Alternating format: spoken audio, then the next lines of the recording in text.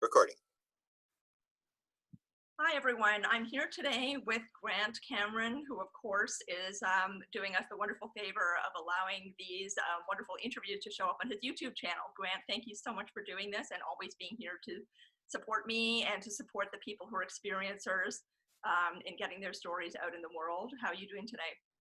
I'm doing fine, Sinead. Thank you for conducting this interview and doing so much research and actually making a trip out to visit our guests today.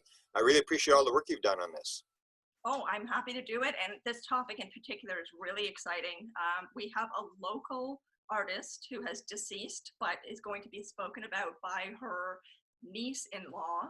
Her nephew is Colin, but he won't be with us today. Her niece-in-law is Wendy Oakey, and Wendy is here today to talk about this incredible person who, coincidentally, we have her artwork behind me, behind you, and behind Wendy. So Wendy, how are you today? Oh, I'm well and really looking forward to this interview. Thank you. And it's Wendy Oak, just in case. Wendy Oakey, just in case. And of course, it's no coincidence that all three of us have her artwork behind us. Of course, that's very much on purpose. But, these are the originals that I have behind me. So if we want to talk about them, I can. That would be great. Yeah, please do. So Wendy, we're really excited to have you here. It's just such a pleasure to have you here to talk about this particular person whose name is Alma Rumball. She was your aunt-in-law. And she is an Ontarian like myself, so I'm definitely happy about that. It's not often that we find local people who are as fascinating and interesting as she is. So what we're going to be doing today is talking about her artwork. We have a beautiful slideshow as well, images that you've sent me that you've chosen that you'd like to show this audience. So we're going to show that slideshow at some point as well. But for now, I thought that we could start with a very brief introduction. And I just want to segue into that by saying that I really appreciate your offer to have me come and visit you and call it a few weeks ago and interview you, in preparation for today about Alma. It's just such an extraordinary story. She sounds like she was such an incredible person. And her experience of being able to channel these amazing pieces of artwork are just so magical and mysterious and incredibly meaningful in so many ways. So I'm very excited about this interview. I've been looking forward to this. And at the time you let me come down into the basement of your home, which is a little gallery where there were some original artworks of hers. And that was really quite amazing to see them actually, to see the original artwork, the artwork that she herself had touched, that she had put her own pen to, her own pencil crayons, her own markers, all the mediums that she used.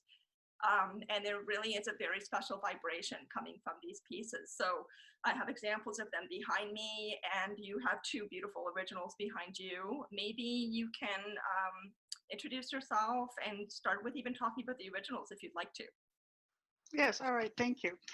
It was a pleasure having you up here in Huntsville. And for those who are tuning in, Alma lived in Muskoka, where my husband Colin and I both live. And she was just a quiet, simple person and didn't have any eventful time in her life until she had a vision. And she was born in 1902, so in the early 1950s, and I don't know the exact date because I didn't realize 47 years ago when I started working with these drawings that I would be doing this for the majority of my lifetime. So I didn't ask questions I wish I had now. But she was just simple, drawing day and night because she had a vision. And the vision was of Jesus with a panther. And Jesus said, "You must draw and you must write." And my personal belief is that because she was a Christian, her authority figure in spirit would naturally be Jesus. Perhaps if she had been a Buddha, Buddha would have appeared and spoken to her. But this authority figure said, "You must draw and you must write." And at that time, although she had always drawn and enjoyed inheriting genes from both her grandfathers, who had been pen and ink artists and craftspeople, this was different. What happened is she suddenly became clairvoyant and she started to see other planes of existence. She told me she saw little people and she saw angels. And she said, they're as real as I'm sitting here and talking to you. They're just different. And also at that time, her hand started to move by itself, as she said. And she said, I don't take any credit for doing these drawings. You see, I don't do them. And she smiled at me. And I was only 25 at that time, and I was trying to get my head around all these drawings that I saw spread out all over her house, and knew that she did them. And she said, you see, I don't do them. And then she said, the hand does them. And she explained later, she believed it was the hand of God. And so she was in communication from that moment on. And she just allowed her hand to choose whatever colors the inks were that they wanted to, and she just let it guide her. And she said, in our documentary film, there's a power that pushes it. And she just really didn't know what the process was, but that's how she started doing it. And her imagery started to change from that moment on. That was the early 50s. And then do you want me to continue on, or do you have any questions about that process? I just want to, for myself as well as for the audience, just want to clarify a little bit. So she had this vision of Jesus and the Panther when she was in her 50s, or when she was 50 years old. But Yes. previous to that, you and Colin had showed me when I visited some really gorgeous artwork that she had done. So she was already a very, very talented artist, but it was in a sort of the traditional structured sort of sense. It wasn't this free form, incredible stuff that's behind me and you and Grant on the walls of our homes right now. So that is really fascinating to me, you know, that she was always, you described her as always being a little bit different, and she was never quite, you know, she didn't ever date and party and kind of hang out with a whole bunch of people in her youth. She sort of kept to herself. She had a unique perspective on things and was quiet and was very work oriented and focused on her art, and then has this powerful experience much later in life, but obviously had this sensitivity before that to kind of be able to go into that space. So that is really interesting to me, that after 50, these incredible things started to occur. And I would love if you would extend that story, what happened after she had her vision and after she felt her hand just starting to create these things on its own, because she wasn't in a trance state, was she? She didn't describe it as channeling. And she took it very much as a matter of course. And she said, I just had to continue. But she never really did focus, I don't think, on her artwork before this happened.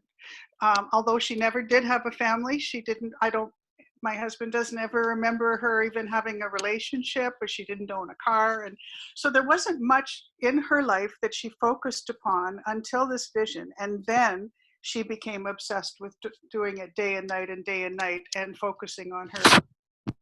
And I remember when we'd go to visit sometimes and stay on the same property that Colin's mother, who was her sister, that Colin's family had a house right next to the two little cottages that Colin's dad built for the two maiden aunts.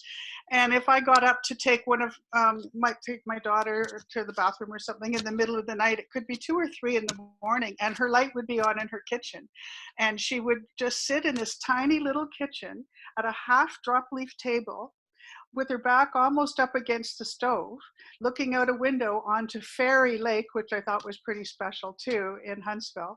And she would take these large pieces of paper, and her hand would just race across the page and do whatever drawing she wanted to do in that section really quickly. Then she'd take that one down and just drop it on the floor and pick up another one, and her hand would keep racing from sheet to sheet. She never just sat like some artists would focus on one piece from beginning to end.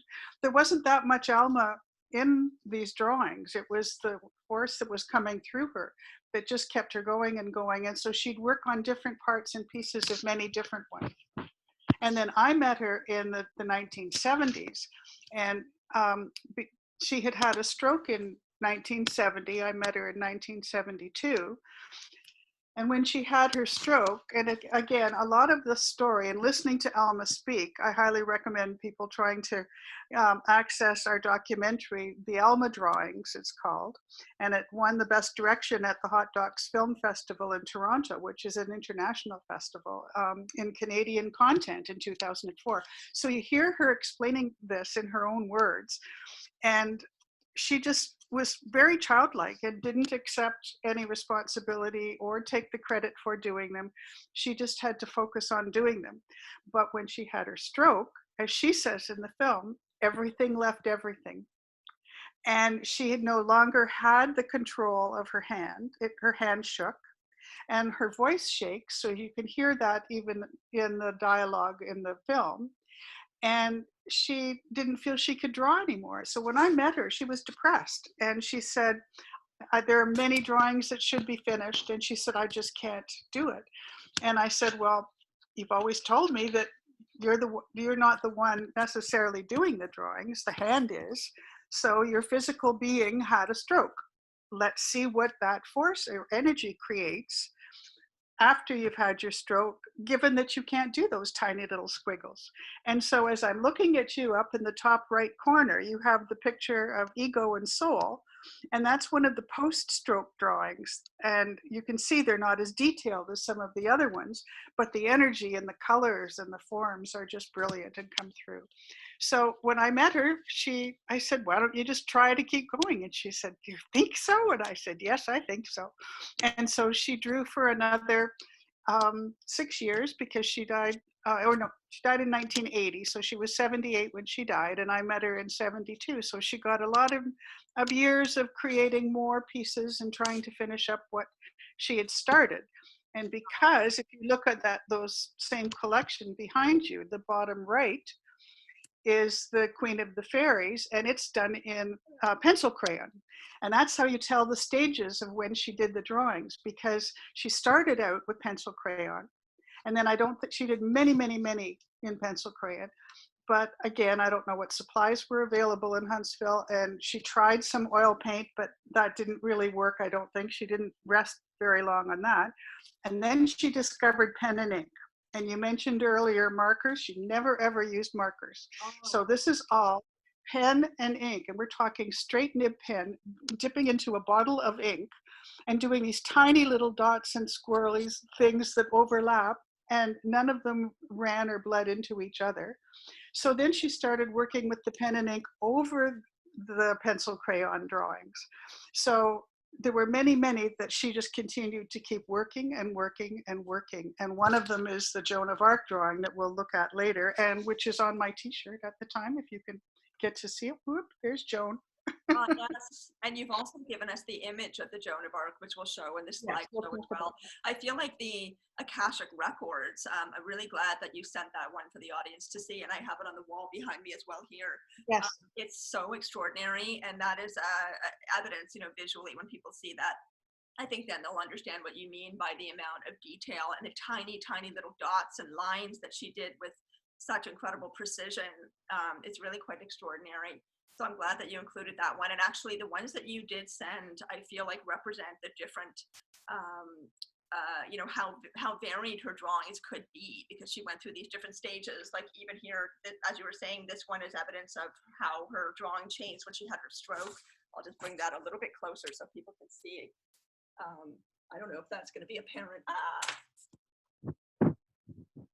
Okay, hold it. Right, whoop, whoop. You're getting too close because the plastic is reflecting on the light. That wasn't very effective, but thank you. But yeah, just that the movement in her drawings changed and became kind of softer and bigger and more sort of balloony, as opposed to the tiny little lines and dots that she did that people will see in the drawing. So if we're talking about, you're mentioning that she was really almost obsessed with it, not mentally, but her hand just couldn't help itself and had to constantly create this artwork. And Colin was telling me, when he was a child, he would sit and observe her just drawing and drawing and drawing for hours.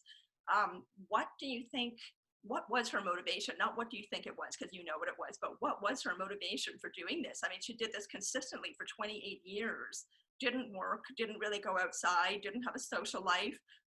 Her family supported her. She just stayed in her little house and just drew for hours every day. So what was it that filled her with this energy that motivated her to do this? Well, she was short on explanation, and she kept everything very simple. She just said, I just have to keep going. They need to come out on the page and they need to be finished. And so she just said, I have to keep going. There's a force, there's a power that's pushing it. And she told me that she'd been shielded from a lot of the explanation of things she didn't need to know or understand, because as you remember my explaining to you, a lot of what was happening, and especially the writings about Atlantis, that not everybody knows that she wrote almost 200 pages on Atlantis and knew nothing of Atlantis. But some of it was talking about reincarnation, the Joan of Arc figure. Her hand wrote, Alma came to earth as Joan of Arc. Well, she was a devout Christian and Anglican, and she didn't believe in reincarnation, and she didn't even like the idea. But she just had to keep going no matter what. Again, I've said before, there wasn't a lot of Alma. She was the vehicle. And so judgments, thoughts, and impetus, reasons for her doing this didn't matter. She just had to do it. And she got them out on the page. And then she handed the huge mission over to me very shortly after I met her. And she said, I walked into her little cottage and she said, just a minute, they're talking to me. And she said, they're telling me that you are the one who is divinely inspired to be the one to take the drawings to the world. And I was 25 years old and I just thought I was dating her nephew. And I jokingly say, well, it was 1972, I was 25. So I just said, oh, cool. And that was my contract. I'd signed on the dotted line. And I had absolutely no idea that it would entail my entire life of researching and traveling and talking to different masters and seers and healers and people telling me what they were and how important they were. And so her belief system didn't have anything to do with it. She just could not do it, if you know what I mean. Wow. I mean, you've talked about that. You talked about her mentioning that there are codes in the artwork that people will receive when they look at it. Can you talk a bit about that? Yes. When I went to the Wesak celebration at Mount Shasta one year, I think it was 1998 or 99, and there was a gentleman there who was wearing and carrying the Dalai Lama's flag and wearing that kind of a garment, and he was a keynote speaker and he channeled 72 different entities. And I just felt every energy in my body stirring when he said, some of you may be called to come with me to Australia to open a portal to Atlantis. And of course, here I had all of Alma's writings on Atlantis, and in some of the writings it had said Alma was the queen of Atlantis, and it was describing life there. And I just felt, oh my goodness, I really, really need to go there. But how can I afford, and leave my family and fly to Australia and then pay for the workshops? So I just emailed. No, I didn't email. We didn't have email back then. It was faxing. And I said, I have these drawings. I have these writings. I'm feeling like I really need to be there, but I can't afford to pay for all of this. Would you please ask some of your guides if I'm supposed to go, and I'll be willing to bring them. And I got an answer faxed back, signed, I am Metatron. And I said, wow. Okay, I knew enough to know who Metatron was at that point, if you can really know.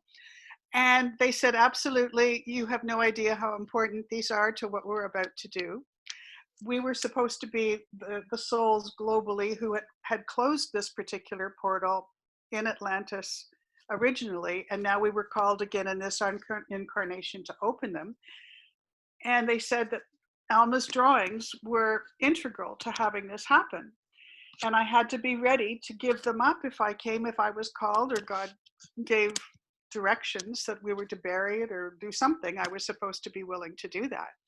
So when I went there, the teacher said he was guided by ascended masters to put each of the drawings that have, I'll show you the one when we talk about Alma's Atlantis insignia.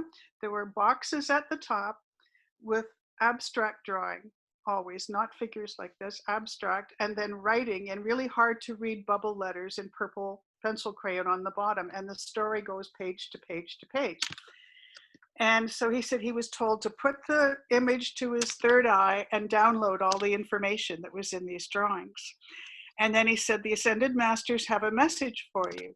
And they say that I was to market them as the sacred language of light, that they were activation drawings with codes embedded in them for the elevation of humanity at this time. And they said all that writing about Atlantis is interesting, but they said that's only there to keep your left brain busy trying to read the letters, while the up top image was activating your right side of your brain, and that's where the real message was. Fascinating. And I love that you're making reference to all, the variety of, I guess, topics topics in her artwork. I mean, we have Joan of Arc, we've got her guide, who you're going to be talking about, and then the Jesus reference. Jesus came to her with a panther, which is not a common combination of, if you're going to talk about them as being symbols, like the symbol of Jesus, the symbol of a panther. You don't often see those two things together, so that's unusual. And then also that the whole Tibetan connection, was really, really fascinating. And I know that you met with a lama who is very high ranking, very highly realized, closely associated with the Dalai Lama, who verified that these images that she had created in her artwork were actual deities or reincarnated, I think, teachers in Tibetan Buddhism. And that is just fascinating. I mean, she had no idea what she was drawing. She was a Christian, as you mentioned, and only Christian, right? And very Christian, very strong in her beliefs. So it's so fascinating that her hand created those images, and then you were able to have them verified by independent parties who never knew her, never met her. She had no affiliation with Tibetan Buddhism. It's really quite something. Could you talk? Well, the Dalai Lama was looking at them with me. I was in a room with 100 people and the Dalai Lama, because my acquaintances, they weren't friends at that point, but people that I had been taken to see in Toronto had brought the Dalai Lama to Toronto when he was looking for a place to set up his headquarters. And so he looked at the few that I had taken with me, the originals, and he said, well, she's drawing what she sees. And he said, they're pure spirit. And he said, I don't know who those images are, but he said, my spiritual teacher who advised me and raised me, Kalu Rinpoche is his name, and he said he will know who those beings are. So he set up a one-on-one with me and a translator, and I showed him 20 that looked Eastern. And of those 20, he chose 7 and told me that they were Tibetan gods and deities that she had rendered in the appropriate headdresses or positions. There were identifiable features, and she had done that. And they were the 4 guardians of the directions. And behind you in the upper left-hand corner, and on the cover of our documentary, the Alma drawings, is the guardian of the East. And it has probably one of the most chock full images of all the symbols, or they almost look like a different language, and it shows up very much in that one up there on the top left. Yes, that one. So it was the guardian of the 4 directions, the male and female aspects of the Hindu god Indra, and God of all the gods. And God of all the gods is only a profile, and it's a tiny little face, but no culture ever renders you looking into the face of God straight on. So it makes sense that there's a side view. Actually, speaking of that, the fact that, and I saw the original on your wall in your basement, which is very exciting. Just seeing the original artwork was wonderful. So I know what you mean by that profile, where God is kind of looking this way and the viewers looking that way. But in conjunction with that, and what you're talking about with the Tibetan references, I remember you saying to me when we talked a few months ago, when we first started talking about the drawings and doing an interview, and what Alma's life had been like and all this wonderful stuff, that you had said that Kalu Rinpoche had commented on the accuracy of the imagery, that it wasn't just that he could recognize who it was, that the proportions and the mudras and the accuracy. And the reason why I'm mentioning this, what's exact is what he said. And the reason why I'm mentioning this is I lived in a Tibetan Buddhist temple for years. I was a practicing monastic for a while. So we had beautiful Tibetan Buddhist artwork all over the temple where I was living. And it's incredibly important in that tradition, in the Tibetan Buddhist art tradition, that the images of the deities and these holy beings, that they are perfect. They're very diligent and very disciplined about that. And so it was really remarkable to me when you said that Kalu Rinpoche had commented that she had done them properly. Again, that's what he said. He said there is no such thing as free art in the Tibetan tradition. All art is religious art and must be rendered appropriately. And he said she has done this with the appropriate identifiable features, is what he said. Yes, it's really amazing. And also, you and I talked about when we met how incredibly lifelike the faces are. I mean, the faces really stand out. It's as if they're photographs. It's really quite amazing. The expression in the eyes. And again, she's just doing it with pencil crayon or with, pen and ink. But it's 3D. It comes out of the artwork. It's really amazing. And I hope that people will see that when we do the slideshow of her work. I guess at the end of our interview here. So Grant is really enjoying this, and I just want to give him a spot to pop in and maybe comment or ask something if you'd like to, Grant. Is there anything you want to jump in with right now? This is absolutely fascinating. I thought I knew the story. I know nothing of the story compared to what's coming out here. The writings, I guess the only questions I'd have right now is where the Atlantis writing stuff is and if it's going to be published, and where the names for the various art things come from. Was that an inspiration in terms of what they were to be called? I'll answer the first question. I have all the Atlantis writings, and it's interesting how she gave them to me. They were in a trunk in a Christmas card box, and there's a pile of them. They're just 3-hole punch, small, plain paper. And she said, take these and hide them. And I was given those before she died, so it was in the 70s. And I did take them and hide them because the information in them, first of all, it's very, very powerful and it's very personal. And it said things that frightened Alma. And was given some messages that she said frightened her so much she burned some of the material. And I'd love to know what she got that she burned, because I think we've come far enough now. I can share what some of the pieces of information were in those Atlantean writings and the healing set. It's broken up into 3. But it said things like Alma being the queen of the universe. It's in the voice of the Christ, and it's talking about how Alma is the Holy Ghost. Now, you can imagine being a Christian and in the 50s hearing or writing something that seems to be about yourself being the Holy Ghost, but then the Christ figure goes on to say, I communicate with Alma and she can communicate with me through her Holy Ghost power. So that was one thing that was very special. Then she said, you have saved more souls than I did when I was on earth. And I mean, these things are just, they were too frightening to her. And she said, hide them. And I didn't think people were ready to hear that. So no, they're not available. And what I would love to do, a lot of the people say, oh, you should make a book, you should do this, you should do that. I'm a third person. I'm not the artist, and I don't have copyrights to do a lot of things. I have the copyright or the permission, let's say, from the estate to be able to publish or make copies of our own collection and say it's part of our collection. But I can't just go publishing Alma's work willy-nilly, and whoever's going to publish it will be asking for copyrights, and I just don't have them. So no, they're not out there for general consumption. I've made a couple of them into prints, and some of them say, Alma is the Holy Ghost. This is, I am your Lord. So he identifies, I say he loosely, I am your Lord. This is what I wish. Give your love and devotion to me, and give your support to, or assistance to Alma, who is trying to save the world from chaos.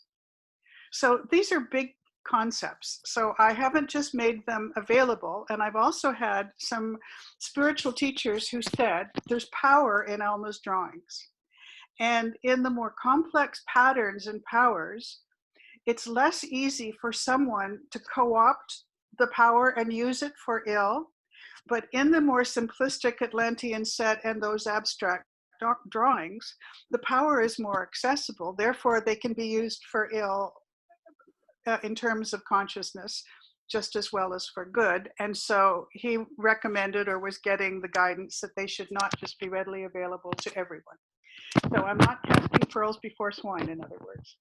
And then what was the other question that you asked me, the second question? The names of the drawings. Yes, I named all of those because when Alma did them, again, it wasn't a left brain conscious awareness research pattern in her thinking. She just had to do them. And in many cases, she didn't even sign them.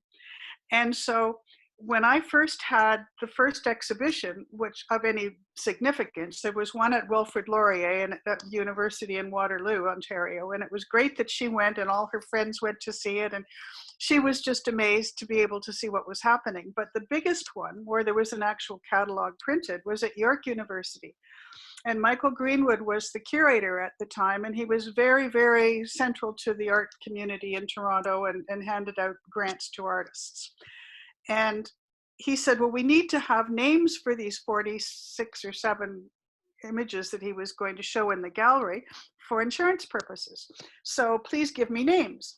So I started looking at them, and whatever they made me think of at the time that I could identify, I loosely gave them names for insurance. Well, the next thing I knew, they were printed in a catalog, and I was terrified because I thought, oh my gosh, now they're given names and they're not even my drawings. So I went to Alma and I said, I hope you're understanding that I was told I had to give them names, and I hope you don't mind that I've put these names on them. And she just smiled at me and she said, oh, don't worry, dear. She said, they'll tell you who they are. One last question, I'll give it back to Sinead. I just released a book that deals a bit with portals. You mentioned the portal. Can you maybe elaborate more on this idea of the portal to Atlantis and opening it and closing it, and what your impression is of a portal? What's your understanding? Limited. That's just mine. I understand that there are dimensions. I understand and believe that there are wormholes and that there are ways of getting from one plane to another plane. I've been to Peru and to Machu Picchu on a shamanic journey with people who were manipulating energies and portals. I know that in Sedona, it's a center for portals and the energy changes and shifts. I've heard of many people who disappear, who've gone hiking and they've walked into some place that might have taken them, or like the Bermuda Triangle, people talk about portals where you move from 3D dimensional earth plane into another dimension or another plane, and understanding it, I do not understand. But I know that there was some kind of energy inherent in Atlantis. Perhaps it had to do with the Great Crystal that had been shut down because there was misuse of power at that time, and they would have wanted to close up a portal to some kind of an energy whose time had come right now. And they said it's time, and it was involving the Christ energy as well in Australia, and that we were supposed to come and with this teacher as well, focus on reopening this portal because it was needed now. My understanding, and especially through the Edgar Cayce teachings, I'm very involved with the ARE in Virginia Beach, and have done many presentations there. And one of them is very interesting because it's about Alma's drawings, Edgar Cayce's readings, and Damanhur, the spiritual community in Italy, near Turin. And you can access that on YouTube. But they talk about, oh, I've lost my train of thought. What was the question? Well, we were talking about the portal and Edgar Cayce, and this is absolutely fascinating stuff. So did she ever research Edgar Cayce, or was that you? That was all me. And so I know, we were talking about the ending of Atlantis, and their belief was there were 3 different disasters, and some of them are 10,000 years apart. And there was the misuse of power at that time. And he believed and wrote about the same souls who were incarnated in Atlantis were reincarnating now, because as soon as humanity began splitting the atom, they returned to the same position that Atlantis had been. And we are now in the time where we have a choice of whether we're going to destroy the planet or it's going to be saved. And so a lot of the same souls are back to make these choices. So I believe that there was some opening of the portal that was necessary in order to be appropriate to this time. And Alma's drawings are for the elevation of humanity at this time so that we don't blow ourselves up or kill ourselves. Fascinating. Go ahead, Sinead. Thanks, Grant, and jump in anytime, of course. Wendy, I wanted to ask you a little bit more about the activation aspect and the codes that are in the drawings. How did Alma explain that? I mean, you've already talked about it, but what I'm wondering is, did she ever talk about, you know, was it in the shapes? Because you and I talked about that there are some unusual shapes and some specific repeating shapes in many, many, many pieces of her artwork. So did she ever say that it was in the shapes, that it was in the, you know, in the images of the people? Like Joan of Arc recurs much, you know, quite often in her work. There's the Tibetan deities, Kuan Yin, who I have behind me up top there as the pretty lady. She did a couple of Kuan Yin pieces. So there are some recurring imagery and some recurring symbolism. And then there was some constancy in how she would create the work, you know, the tiny little dots and this particular use of lines, which are really quite amazing, very dynamic. So my question is, did she ever talk about, you know, is there a way for us to recognize the codes by looking at the artwork, or is it purely vibrational and has nothing to do with the shapes or the images in the artwork? The easy answer is no. You have to bear in mind that she died in 1980. So all of this information about codes and everything, I mean, I've been researching ever since 1972, and it's only been since the year 2000 that I learned about these codes. And I mean, it's obvious that there were symbols, but she never discussed symbolism. She never discussed what they meant. She said, I don't know what they mean. I have no idea who that person is. She just was very childlike and simple. It's just like, I know what my job is. My job's to draw them. And she left me all the interpretation without very much help from her. And yet that you get what she said pretty much on the interview that we did that's in the documentary, and you hear what she said and how she explained it. But other than that, she just kept saying, I don't know, isn't it strange? Isn't that amazing? She almost took the role of the viewer. And what's interesting, and I don't want to forget, because I mentioned Michael Greenwood as the curator of York University. He's the one who labeled it the automatic drawings of Alma Rumball. And he said that psychic automatism is the process that we're looking at right now. And he said psychic automatism was a phrase coined by Andre Breton, who was the founder of Surrealism. And he said that the Surrealist goal was always to do just what Alma did so naturally, step out of your own way, not infiltrate your own belief systems or emotions or understanding of symbols of what you're drawing, and just let it be. And that's what she did. She just drew. She didn't lay any interpretation on it. And she just left it up to me to see and struggle and meet and try to make sense of it and learn what I could about the symbols. And henceforth, when I look at a picture and I'm about to make a print of it, I do trust now, tell me your story. And the image I get or the story that runs in my head, I know it is loosely put on that drawing, but the names of them are not steadfast. That's not who or what they are definitively. It's all very fluid so that people can see something totally different in it and be every bit as much right as the names that I gave them. It's just amazing. I mean, I remember seeing the documentary, the awful version, as you put it, the one that's up on YouTube that looks like it was probably filmed by a camera looking at a TV or something like that. But still, you know, I watched it and got so much out of it. And it really struck me how she does come across, you know, she really does come across the way that you're describing. Her voice is so soft and gentle. She doesn't make, there's no airs about her, to use that phrase, you know, there's no airs about her whatsoever. She's not trying to be anything other than who she is. And she puts herself in a position of being an innocent in the whole thing, even though she is the catalyst. So it really is amazing. It's such a testament to how important it is to be in the right brain in order to receive. And that's something Grant has talked about for years and years and years. And, you know, he and I have had long conversations about the right brain, left brain aspect in terms of being able to connect to, you know, the one to be able to receive whatever is going on, messages or channeling or whatever it is.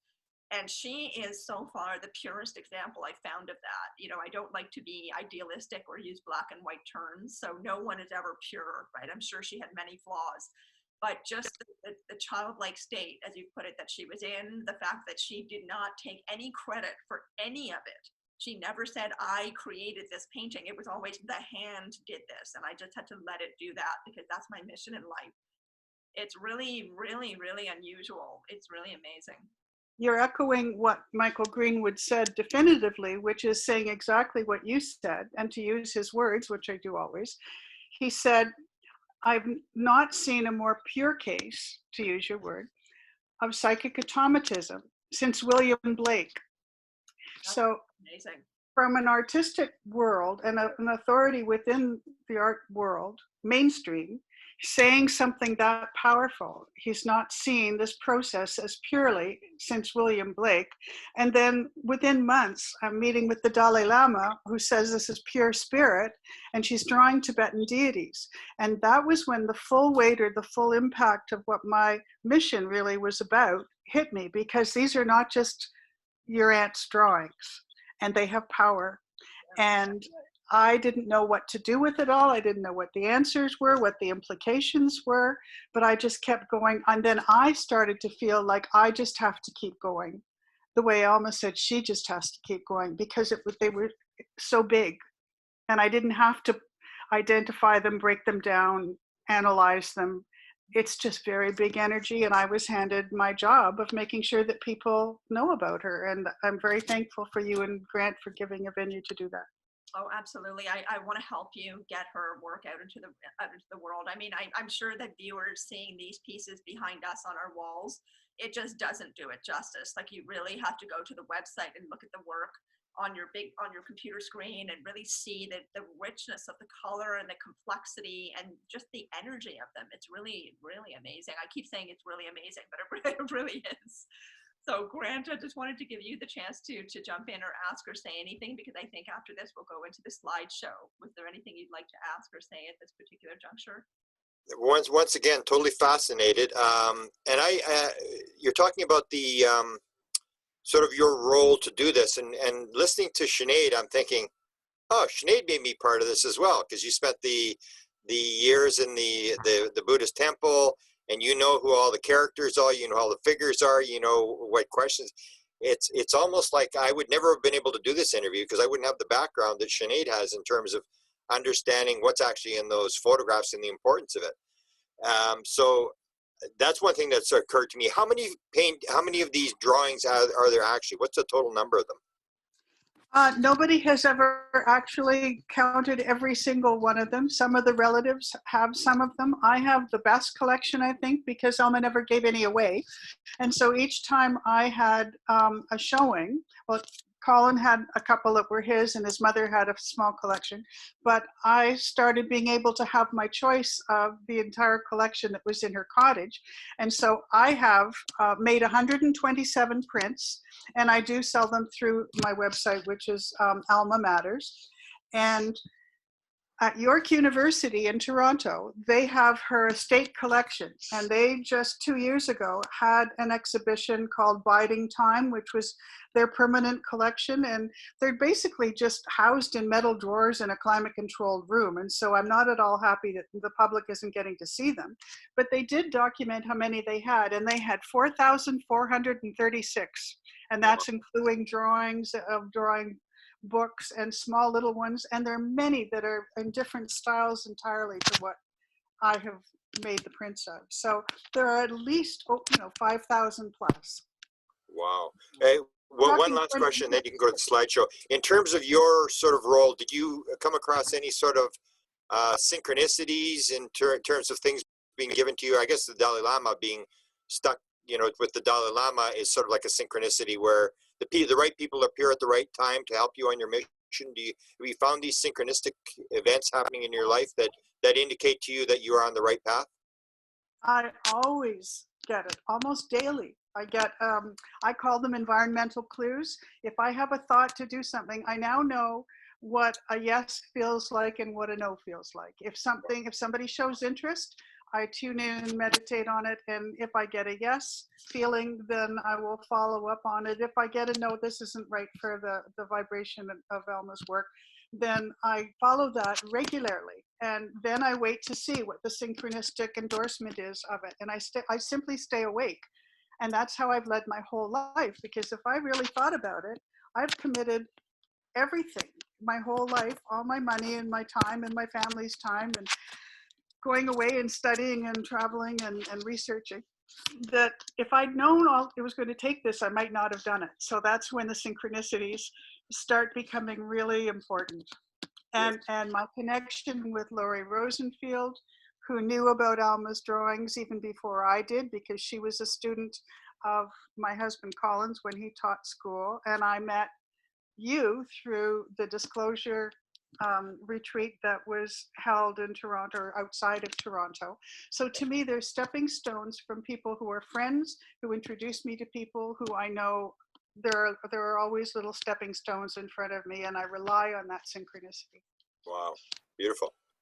Yeah, you mentioned also when I visited, both you and Colin said that maybe you would see this as a synchronicity. This is kind of a question that I have for you. It might have been just Colin. You might have gone to the wedding. You went to a wedding and then came back, and I was with Colin for a bit.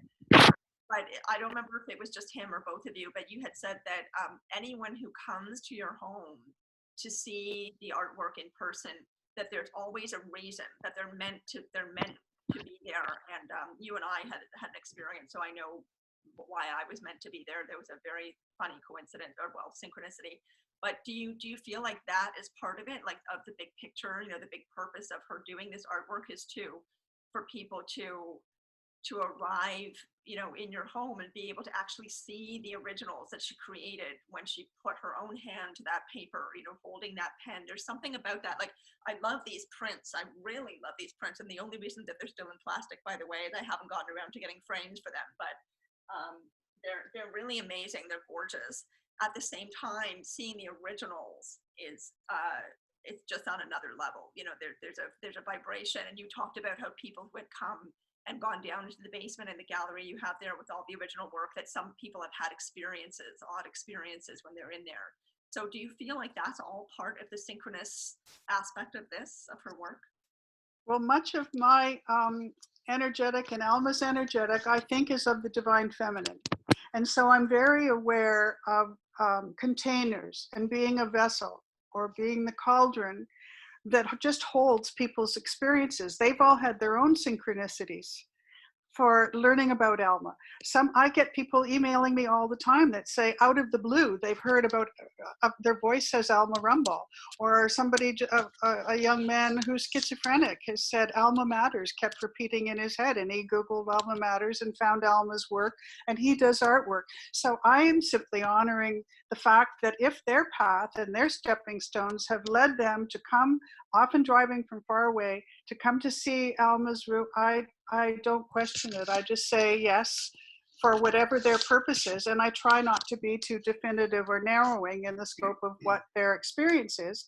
And people always comment afterwards. The most common one is being brought to tears downstairs. Other people say they have crazy dreams. Other people say they were at a crossroad in their life, and they can date or tie the big change in their life to the time they came and saw Alma's drawings. And this goes back years and years before I had the prints. I mean, the prints are only recent in the digital age, you know, so people have come to see Alma's work for years and years and years, and they have their own experiences, and I'm not always privy to what that is for them, but I get the feedback. Yes, this has been, you know, a great magnitude of course in my life. Well, maybe we can use what you've just said as the, I think that's the perfect segue into the slideshow.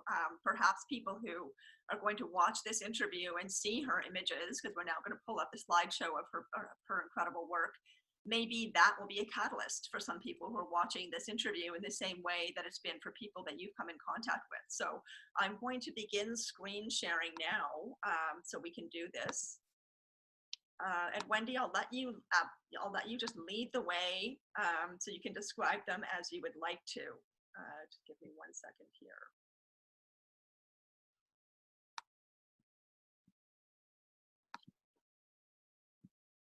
Okay, now we've got full screen. Wendy, it's all yours. Okay. Alrighty, this is one of the earlier ones because it's done in pencil crayon, and there are a whole series that she has done with vegetation, and I call them the Garden of Eden series, and this is the Garden of Eden series Spores. And the reason it's named that is a toxicologist jumped up at one of the presentations at Marilyn Rosner's center in Montreal, and said, I'm a toxicologist, and that's what I see when I look under a microscope. Those are all viruses and virus spores. They look like pods or spores. And so this is the one that I thought was really important at this time because of the coronavirus. So when I am meditating or focusing on this one, I try to speak to COVID-19 and say, please be gentle with humanity, is what I say, because she may have accessed something that is the genotype of a virus in this drawing. Fascinating. Fascinating that she was able to see what a toxicologist sees under a microscope and then replicate it. That's just extraordinary. Okay, on to the second one. This is Joan, and this was the first one we ever had printed. It was my husband's personal one that she gave to him. And if you notice, in the breastplate, what I really like about Joan is that she's armored, but her heart chakra is not. It's open. And underneath there, all of that pen and ink work, and it's in fact metallic ink, is pencil crayon drawing that she worked over and over, first in black India ink, and then in colored inks, and then in metallic ink. So it spends about 20 years actually processing that one drawing. Wow. But I love her open breastplate. And there are symbols down in the far left. You can see the winged serpent. There is what looks like a panther just above that serpent with a paw coming through from the back to the front. And there's a parrot or a bird down in the far right-hand corner.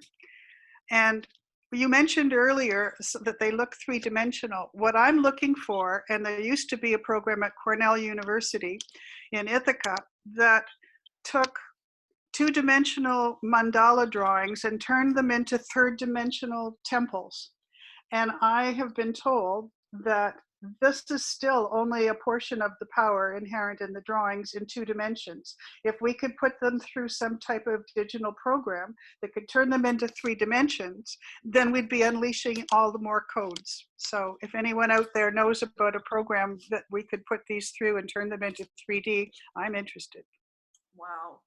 You know, and as an art lover, I'm so appreciating just how extraordinary her style is, how vibrant it is. And this is when she started using gold pen as well, right? She went through a Yes. pen phase. Okay, amazing. And she spoke of herself, or no, she wrote that she was Joan of Arc. The hand wrote that. And wrote, Alma came to Earth as Joan of Arc. And in the documentary, it's playing just as she's being asked if she believes in reincarnation. And she says, oh no, I don't like the idea of that at all. Your soul goes directly to heaven. And it says, Alma came to Earth as Joan of Arc on the screen. Now, when you're mentioning the metallic ink, if you look beyond me, even though I know the screen is a little fuzzy and I've tried to fix it and I'm afraid I can't. We can just call it Alma's power, making it mystical. The 2 behind me are called Wendy's pair, and they were the first 2 that I ever chose when she said, pick 2 that you like, dear, that would be my very own. That's why they're called Wendy's pair. And both of them are very simplistic, except for the beautiful bronze and gold metallic ink on both of them. And if you can tell, one of them has tubes coming from the mouth, and that is how she said the people that she sees on the other side communicate through tubes. Well, viewers at the moment will not be able to see the images behind you because viewers are going to be seeing my screen share right here. So they're seeing Joan of Arc, but when we come out of screen share and it shows you on the screen again, then you people can refer to the 2 pieces behind you. I do love those pieces. They're unusual in that they're only black and white and gold, whereas, you know, I think 90% of her work is just color all over the page. So it's quite unique. Okay, so the next one here. This was by a curator in Virginia Beach when I had an exhibition down there. And because the picture on the right is half of Alma's face when she was in her 20s. This was taken in the 1920s. And the left side of the image is Joan of Arc's face. And if in fact Alma came to Earth as Joan of Arc, he said they're the same soul. And when he lined the 2 up, he couldn't believe how beautifully the nose and the mouth fit together. And so he made this print as the advertising and the marketing for our exhibition. And I have a t-shirt that I wear that has that on it, which I think is very powerful. It's beautiful. It's nice to be able to see her face too in this presentation. You know, it gives it a little bit more a sense of knowing of who she was, being able to look at her and look at her eye there. Okay. And here, I love this one. You have to tell the story of this one, Wendy. It's such a great story. Cat number one, I reserved the story because I knew we were going to see this. Cat number one is the one who started all of this, because on my very first date with Colin, he was getting ready and I was looking around at his little house and he had this picture on the wall framed, and I said, "What's with the cat? It has a human face." And he just casually said, "Yes, my aunt did that." And out of my own mouth, I heard myself say, "Could I please meet your aunt?"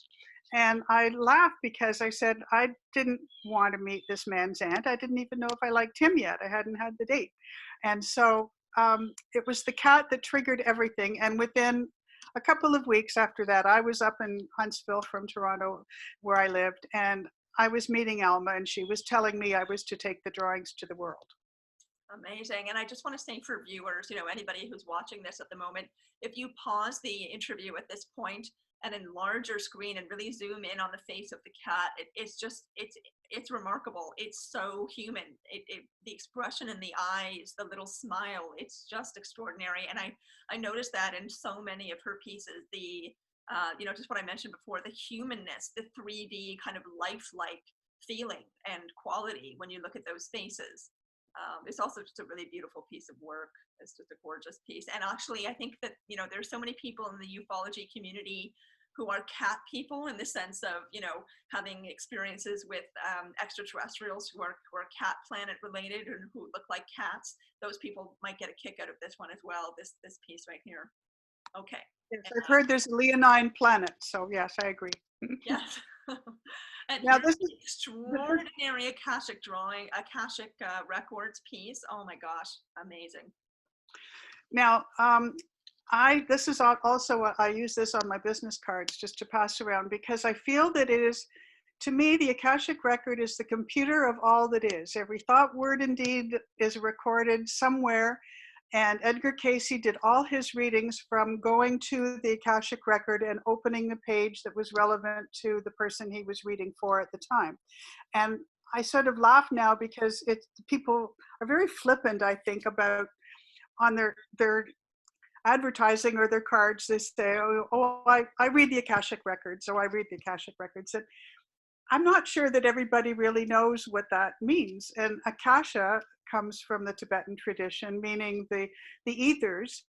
And I think the Christian tradition, for people who don't necessarily want to take the model of the Tibetan culture for the Akashic record, I would just translate it to the Book of Records, because it's in the Christian or Judaic Christian tradition that when we die and we go through different stages after death, there is a reckoning, and there is a time when the book of life is opened as a book to the page that we're on, and all our thoughts, words, and deeds are recorded there.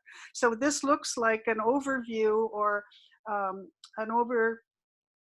it could be over a city, over a computer. The being's face could be the person, or it could be a god. It's just like an aerial view of all that is. It really does look like an aerial view. It looks very much like it really does look like that. And just the detail is just incredible. I had to have it right away. It's one of the first ones that I bought from you. It's behind me on the wall. All right. And this one I really love. Well, this is a very important one, and it's not what we would expect at all. Alma pointed to the figure on the bottom left that has the tube and has sort of a cone hat on top of him, and looks androgynous. And Alma said that is the Christ figure. And she said, "That's Christ. I've seen his face many times." And in the documentary, she laughs and says, "He's not wearing his whiskers though, because that's the man Jesus." We're talking about the station of the Christ, which is a spiritual being. And that's how the Christ energy came to her. And because she said the beings that she sees on the other side communicate through tubes, this is called the Communication Series 1.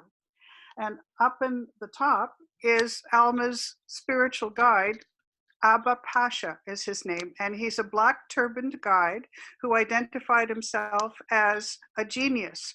And that's the singular version of the category of the genie.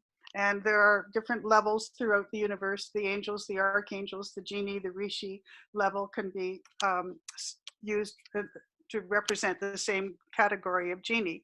So Abba is like the control. When a medium is working with very high energies, often they will have an assistant or a guide or something to step the energies down. So if Alma was communicating with the Christ energy, perhaps Abba was helping her to make decisions. And when they talk about genie, you can read that as a daemon, D-A-E-M-O-N. And within the Islamic tradition, people are familiar with daemons. And I was going to say, so many of the people who were inspired creative beings also had daemons or inspirations or guides helping them. And then the bottom right-hand corner looks to me like the Alma image. So Alma's communicating with the Christ figure and the Abba figure all at the same time. And can you talk about how they're communicating in this picture? I have no answer for that because I don't know, other than through the fancy lines and the circuitry that she has drawn. She's drawn so many that are whole series of circuits, and it must be some kind of circuit that is operating through the mouth or the tube. And I'm not sure how that works. I could get into something that's way bigger and longer than the time that we have.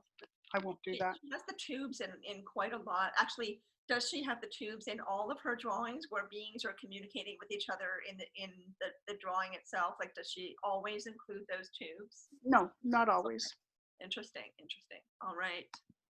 And here we have, oh, this one is so gorgeous. Yes, and that is Abba. And at the bottom right, if you see, it says life. And so life with Abba is what that is called. And I also find it really interesting that people try to make interpretations of what things mean. And very often it's much more simple than what Alma intended. What she really wanted to do as an aspiration was to illustrate for magazines. And she's drawn many, many different magazine covers. And it might just be Life magazine that she was putting on here. And it's not her interpretation necessary of life. And she wanted to illustrate for children's books. So she's got a whole collection of fairies and elves and little people and animals that look like they're illustrations for children's stories. Yeah, you showed me some of those. They're really gorgeous. And I mean, again, in this piece here, the extraordinary lifelike quality in the face, the expression of the eyes, it's different than any other piece of the artwork. You know, I mean, even the arms and hands. Often when artists will make faces look that realistic and that lifelike, they will also do that for the rest of the body, right? But in Alma's case, it's only ever the face. I find that really captivating and kind of interesting. I wish I could ask her why she did that. But it's just so beautiful. It's so vibrant. The energy comes through so much in the colors. It's really extraordinary. Yeah. Okay. And here we go. Now, this one, it's hard to read at the bottom what the writing is, but this is an example of the Atlantean Writings. And if you look at I chose this one because at the top, it shows a series of discs, and there are often circles and discs that are in Alma's drawings, and you find them all over. And often they have rays coming from them like these discs do. And then the writing at the bottom says, "This is Alma's insignia. It was given to her way back in the days of Atlantis." And so this is how she was known. And you talk about plants having signatures. And energetically, I believe this is Atlantis representing Alma's energy pattern.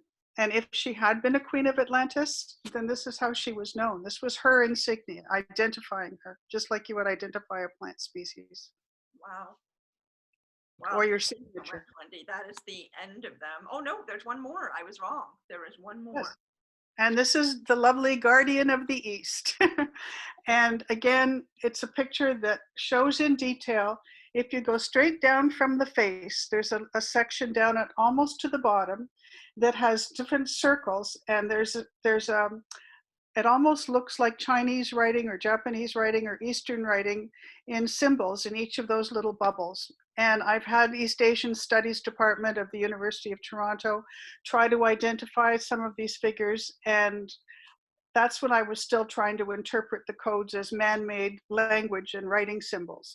Once I learned that it was in fact an energetic code that was embedded in these pictures, I no longer had to decide what every single signature and symbol meant. So there are keys, they're called. And Grant, if you know Laurie Rosenfield and her family, Arthur was her young son, was very young, and he walked by us one day when we were looking at these, and he was about 10 years old, and he said, "They're just keys, Mom," and he kept walking. And so I think that that's exactly what they are. They're keys. And I've been told by spiritual Tibetan teachers that, in fact, she was drawing our divinity and the divine plan of what we are supposed to be. And perhaps that's what's unlocking, that these keys are unlocking that which we already knew, but have just been sealed and closed. And Phil Gruber is the one who told me that they're seals that are unlocked by Alma's drawings, and they're keys. Wow. Well, oh, that's me in Spain. We don't need to see that. Actually, here, let's just pretend that didn't happen. I'm just noticing that in many of her pieces, there is that spiral shape, like that particular spiral shape that is very predominant in spiritual circles. You know, it shows up in jewelry and things that people hang from their ceilings. You know, it's a very, very, very, very ancient symbol. It's been carved into ancient rock, like pre-Christ rock, that is displayed in Ireland on sacred grounds in Ireland where ancient civilizations were. That symbol is very predominant. It's predominant in so many places around the world. Peru is another place where you see that symbol a lot. So it's really the variety in her artwork and the variety in terms of the meaning that, you know, is already recorded in history, in books and artwork that we already have out in our culture. And that shows up in her artwork without her knowledge. It's just really amazing, just amazing. I keep saying amazing, but it really is. Okay, so I'm going to go out of screen share now. And Grant, is there anything you'd like to say or ask? I'd just like to reiterate that I'm just amazed at the complexity of both the interviewer and the interviewee. I mean, this has been quite a treat. I mean, I don't want. We could get into some of the other stuff like Phil Gruber. I know I had an event with him, and he's very much into this whole thing.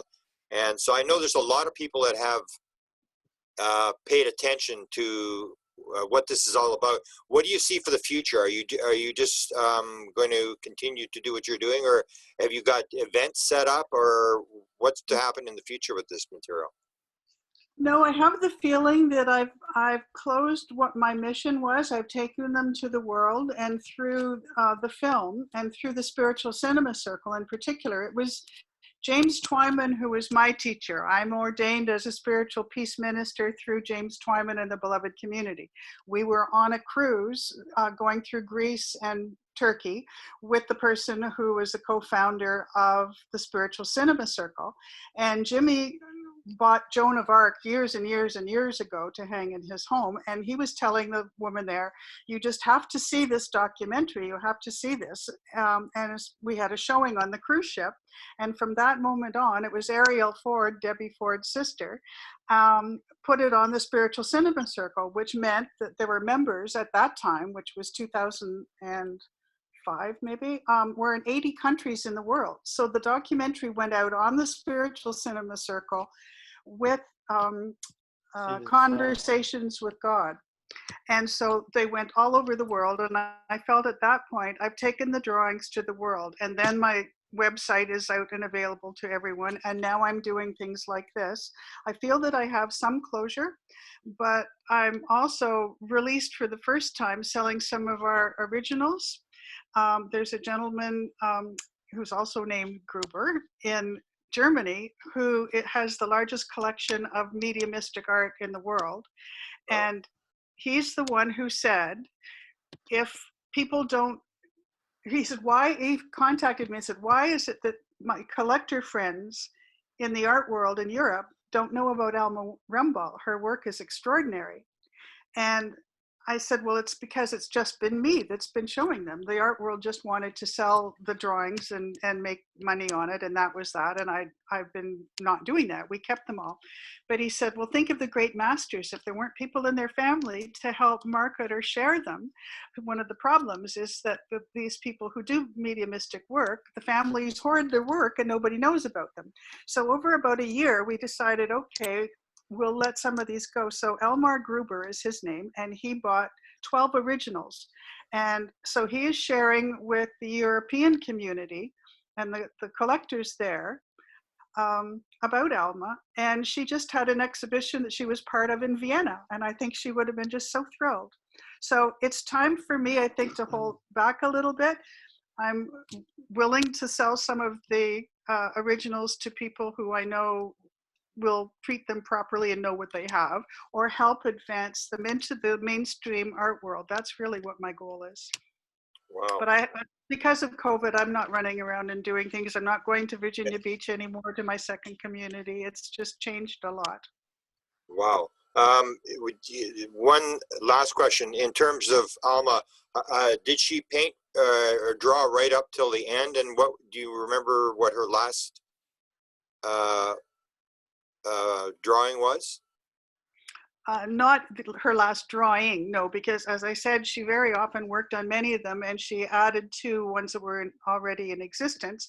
If you want to get a flavor, you just look at the ones that Sinead has. It's called Ego and Soul, and there's another one that's called Amoeba and Chakras, and you can tell that they're post-stroke ones, and they're done in washes. They're not detailed little tiny squiggles because she couldn't do that with the dexterity of her hand. I really appreciate what you've done for this, and we will do whatever we can to get the message out. I'm very thankful for what you've done and for your coming today. Give me your website again, and it's Alma Matters, and I can be reached through there, Wendy at almamatters.ca for Canada. But Alma Matters is the name of the website. And if you're looking for the documentary, I sell them. I sell the prints, and you can find them on YouTube, but I recommend going to Culture Unplugged, which is an online digital film festival, and they have a good quality on it. Somebody else made the YouTube video of a copy of a copy, and it doesn't do the artwork justice. So I would go to Culture Unplugged, or have your own copy, because I call it the gift that keeps on giving. The more you show it, you swear that there are things in there that weren't there the first time you watched it, but it was there. Beautiful. Thanks a lot. I'll hand it back to Sinead. Thank you, Grant. Thank you. Wendy, I am actually curious about a couple things. One is, what was her end of life process like? Like, what did you observe of her and how she was interacting with her artwork as she was getting close to the end of her life? Was there anything in particular that stood out? Well, I at that time didn't know that this was going to be my life's work, and so I was busy raising 3 children, and we lived in other places, and I didn't see her until I learned that she had been hospitalized and needed to have a kidney operation. And apparently she came through the operation fine, and her kidney was working, but she passed anyway. So it was just her time. She was very excited to see what I was doing, but didn't understand everything. And I just was happy that she was happy still continuing to draw things. And she continued drawing right up until her end. Wonderful, wonderful. And I'm going to ask you to expand a little bit on the topic at hand, which is the end of Alma's life, because just a few minutes ago you were mentioning the collector in Germany, wink wink. There's something about Alma and Germany that maybe you'd like to mention? Oh dear, yes, I will. For years and years, I had been told not to contact or try to contact Alma because she had gone back to source, that she wasn't in the levels like the astral plane or low enough where you could actually access her. And given that I know that her writing was saying Alma is the Holy Ghost or the Holy Spirit or the Divine Feminine, however you want to interpret that, one doesn't contact that. And so I didn't contact her for the longest time until a person, and I don't think I'll name her, but she all of a sudden, as we were setting up a talk about Alma's work, and she was going to channel some of Alma's drawings, said, "Oh, Alma's come through," which never happens. It happened once at Laurie Rosenfield's house years and years and years ago. And a woman started just spouting off for 3 hours what Alma wanted me to know. And then 25 or 30 years have gone by, and suddenly she came through, this woman, and she's the person, Kathy, told me that Alma wanted me to know that she has reincarnated at this time, and that she's living in a little place in Europe. I'm not sure whether she said Germany or I said Germany, but that the woman could see the place, and she said it's very quaint, but there's some cobblestones, but it's also, you know, very modern, and it's a lovely place. I said, it wouldn't be Baden-Baden, Germany, would it? And she laughed, and then she said, Alma was laughing, and then Kathy said, how did you know? And I said, well, because just within the last couple of weeks, I've communicated with a man who is the first person to ever own Alma's originals, and he is going to be promoting her work, and he lives in Baden-Baden, Germany. And I just had the feeling that Alma said she was working with a group of women healers, and that I would at some point get to meet her, and I would recognize her by her eyes.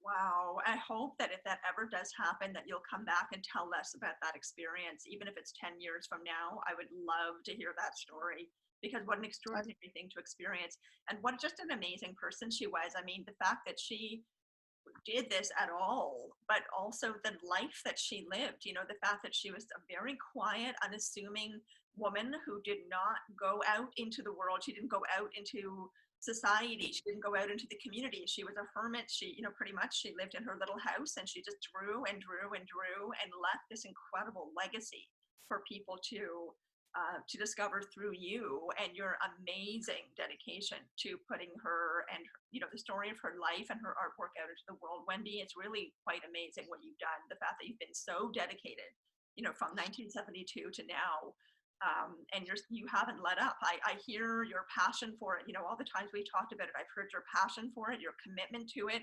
You're writing a book. You're doing all kinds of different things to try to bring her forward to the world, and it's just really something. I feel like it's a gift.